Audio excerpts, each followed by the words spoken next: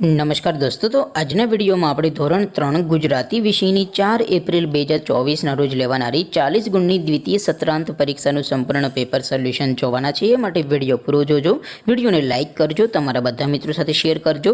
તો ચાલો શરૂ કરીએ આજનો વિડીયો। દોસ્તો, ધોરણ 3 ગુજરાતી વિષયની 4 એપ્રિલ 2024ના રોજ લેવાનારી 40 ગુણની દ્વિતીય સત્રાંત પરીક્ષાનું સંપૂર્ણ પેપર સોલ્યુશન PDF ફોર્મેટમાં ડાઉનલોડ કરવા માટેની લિંક આ વિડીયોના ડિસ્ક્રિપ્શનમાં આપેલી છે। તેના પર ક્લિક કરીને તમે સંપૂર્ણ પેપર સોલ્યુશનની પીડીએફને સૌથી પહેલાં ડાઉનલોડ કરી શકો છો।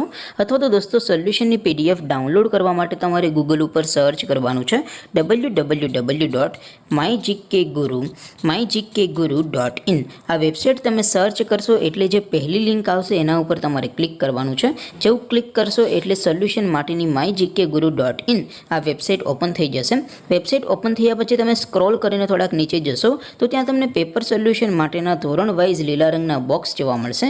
દોસ્તો, અહીંથી તમે કોઈ પણ ધોરણની બધા જ વિષયોની દ્વિતીય સત્રાંત પરીક્ષાના ક્વેશ્ચન પેપર અને તેના સંપૂર્ણ પેપર સોલ્યુશનની પીડીએફને સૌથી પહેલાં ડાઉનલોડ કરી શકો છો।